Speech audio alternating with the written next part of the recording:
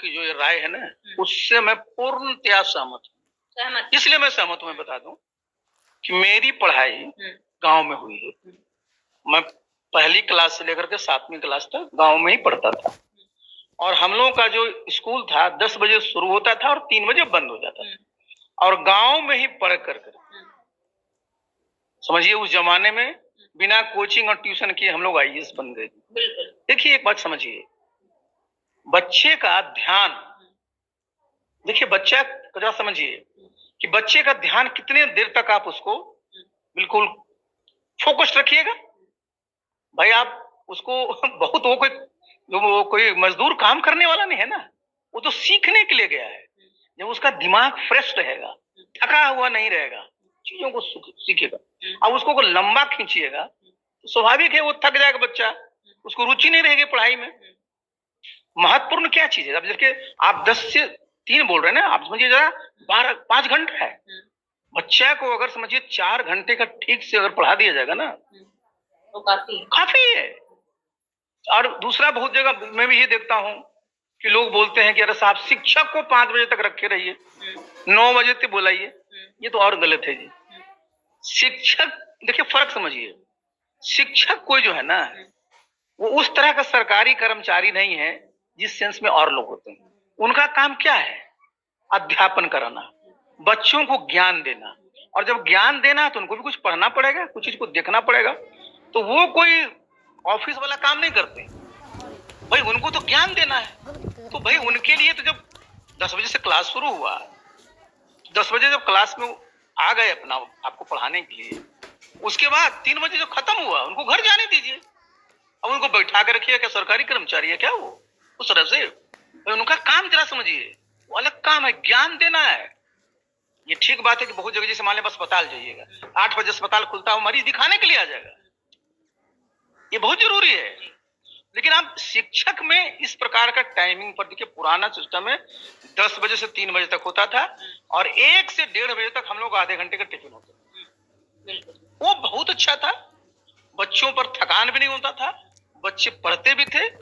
और देखिए एक बात और समझिए ना, बचपन में बच्चे को क्या समझाना, आपको उनको जो है बेसिक बातों को समझा देना। बाकी आप क्या उम्मीद करते हैं कि जो बच्चे हैं उनको जो बीए लेवल का पढ़ा दीजिएगा तो कुछ याद रहेगा क्या? उनको है कि भाई उनके दिमाग में इस चीजों को भरा जाए कि बच्चे समझने लगे कि भाई पढ़ाई से क्या फायदा होता है, क्या पढ़ना चाहिए, क्या सीखना चाहिए, और सबसे बड़ी चीज क्या संस्कार होना चाहिए कि हमारे घर में परिवार में किस प्रकार का व्यवहार हमारे माता पिता से होना चाहिए, किस प्रकार हमारे पड़ोसियों से होना चाहिए, किस प्रकार हमारे साथ बच्चे जो पढ़ते हैं उनके साथ होना चाहिए, किस प्रकार शिक्षक से होना चाहिए। ये महत्वपूर्ण है जी। अब उनको बच्चे को बुला लीजिएगा 10 बजे, आप बैठाए रहेगा 5 बजे तक, क्या मतलब है जी?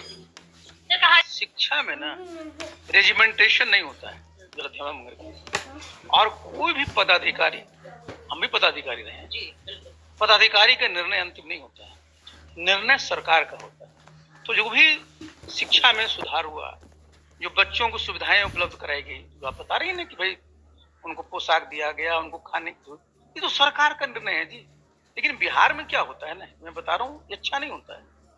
यहाँ पर मैंने देखा है इस बात को कि ऐसा लगेगा कि कोई पदाधिकारी जो है वो सरकार के ऊपर है।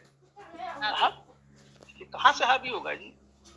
भाई यहाँ जितने भी निर्णय होंगे, ये सारे के निर्णय किस लेवल पर लिए जाते हैं? मुख्यमंत्री लेवल पर लिए जाते हैं। और मुख्यमंत्री जी नीतीश बाबू खुद शिक्षा के मामले में तो आज से नहीं, शुरू से हो रहे हैं इसमें। तो भाई यहाँ एक कुछ लोग उसको चढ़ा देते हैं कि देखिए शिक्षा जो है ना डंडा से नहीं सुधरता है। ये मैं बता रहा हूँ, शिक्षा का सुधार डंडा से नहीं होता। शिक्षा में आपको जो सुधार की अगर बात होती है, ये प्रोसेस चलता रहता है। आप कहिएगा कि पहले हम लोग जब पढ़े थे तो खराब व्यवस्था थी क्या? नीतीश बाबू भी तो बख्तियारपुर में पढ़ के ना इंजीनियर बने और मुख्यमंत्री बने जी। मैं भी गांव में पढ़ करके आईएएस बना। तो ऐसा तो है नहीं कि पहले सब खत्म था।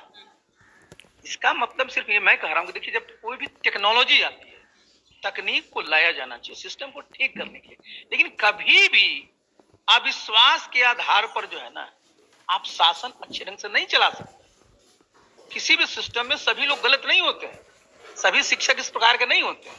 कुछ हो सकते हैं ऐसे हो, तो जो ऐसे हो, तुम हमेशा शुरू से भी जब होते थे कार्रवाई होती थी। लेकिन यहाँ क्या होता है ना कि आप सरकार को सामने नहीं ला करके किसी एक व्यक्ति को ले आते हैं, ना तो उस व्यक्ति के लिए अच्छा होता है, ना सरकार के लिए अच्छा होता है, ना सिस्टम के लिए अच्छा होता है। नीतीश बाबू की जो पूरी की पूरी राजनीति रही है, मैं उनके साथ काम किया हूँ, वो कभी भी अफसरशाही को हावी नहीं होने देते हैं। उनका हमेशा से प्रयास रहता है और ये हमेशा से उन्होंने इस बात को सुनिश्चित कराया कि अफसरशाही नहीं बल्कि लोकशाही हावी रहे।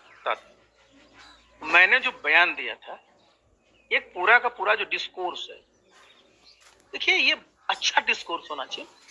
आप राजनीति में बात करते हैं कि ठीक है भाई, जब हम सत्ता में आएंगे तो ये जनता की सेवा करेंगे, ये सहूलियत देंगे, जनता तय करती है।